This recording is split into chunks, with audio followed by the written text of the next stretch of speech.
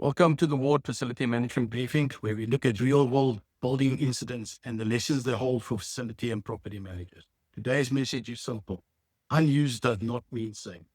A machine may be switched off, but still have power. Waste may be waiting for collection, but can still create a serious health risk. A gas cylinder may belong to one tenant, but an explosion can affect the whole building. And after a fire, residents may need help for weeks or months. Our first story comes from California in the United States. Investigators have released their final report on the deadly Eaton Fire. The fire happened in January 2025. It killed 19 people and destroyed more than 9,400 homes, businesses, and other buildings. The new report says the fire started at an old electricity tower. The tower was not in normal use. However, parts of it could still produce electrical sparks. 2 electrical arcs happened within a short time. Electrical arcing means that electricity jumps through the air. It produces heated sparks. Burning material then fell from the tower into the dry plants below. The plants caught fire in about 12 seconds. Very strong winds then spread the fire through the area. This is an important facility management net. Equipment can remain dangerous after we stop using it. An old cable may still have electricity. A disconnected system may still be connected somewhere else. Outdoor equipment may also be close to dry grass, waste, or other material that can burn. Facility managers should keep a list of all unused electrical equipment. The list should show whether each item is still connected. It should also show who checked the isolation and when the check took place. Where possible, all equipment should be fully removed. If it cannot be removed, it must still be inspected and maintained. Do not simply write "not in use" on the bill and assume that the danger is gone. Our second story comes from Sea Point in Cape Town. On the 30th of July, the fire started in a top-floor apartment on High Level Road. The fire moved into the roof. Part of the roof later collapsed. 1 man died. Firefighters stayed at the building during the night. They had to deal with new flare-ups after the main fire was under control. We now know that South African swimmer Chandler Clone was one of the residents who lost his home. He said the apartment where he had lived for more than 10 years was completely destroyed. There was nothing left to save. His foundation has now started a campaign to help other residents affected by the fire. The cause of the fire has not been confirmed. We also have no evidence that the property manager or building systems caused the incident. The lesson today is about what happens after the emergency. Residents may have lost their clothes, medication, identity documents, and personal belongings. They may not know where they will sleep. They may want to enter the building to collect important items, but the building may still be unsafe. Property manager must control access. One clear message should be sent to all residents. The message should explain whether the building may be entered. It should give contact details for insurance, temporary accommodation, and emergency support.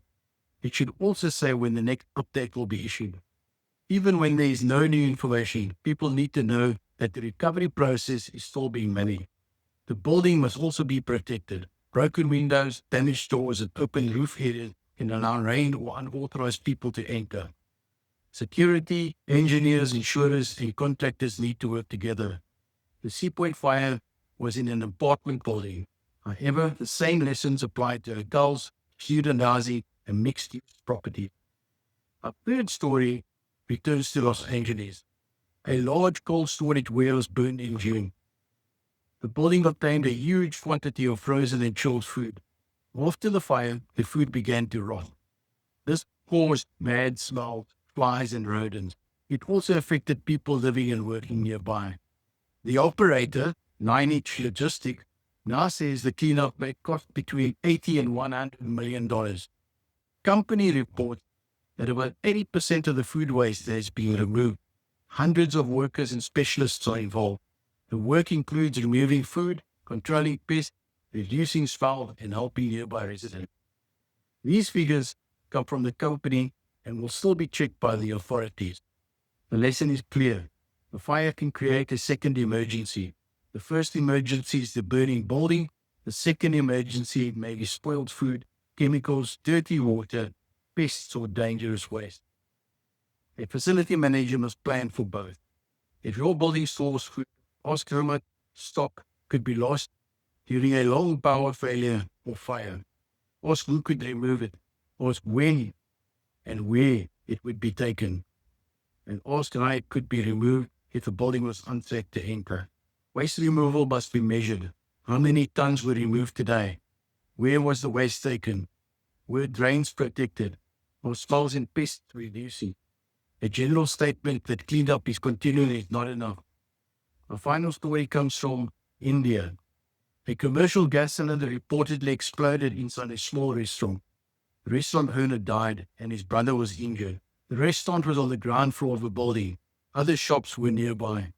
People also lived in rooms on the upper floors. Fire and smoke spread toward the neighboring shops. Firefighters removed another 5 or 6 gas cylinders. This prevented the risk of more explosion. The exact reason for the first cylinder failure is still being investigated. For landlords and facility managers, this incident raises an important question. Do you know how much gas each tenant stores? A lease may say that the tenant is responsible for its cooking equipment, but an explosion will not stop at the tenant's front door. Gas cylinders must be stored in a approved position. They need ventilation. Hoses and valves and regulators must be regularly checked. The emergency shutter valve must be easy to read. Restaurant employees must also know what to do when they smell gas. They should not operate electrical switches. They should close the gas supply that's safe. They should warn other people and call for help. Today's facility management tip is to know what every tenant stores and uses. Keep a simple list. Record gas cylinders, chemicals, batteries, fuel, waste, and refrigerated stock. Add the emergency shutter points. Add the tenant's after-hours telephone number. Update the list when the tenant changes its business or equipment. This information must be available outside the building. Do not wait for an emergency before finding out what is inside. Today's 4 stories give us one shared lesson. A risk does not disappear because the equipment is unused, waste is waiting for removal, or the hazard belongs to a tenant. Someone must still inspect it, record it, and manage it. If you have found this briefing useful, subscribe to the Ward FM update. Practical facility management guidance, training, and support. Visit us at wardfm.com. Thanks for watching.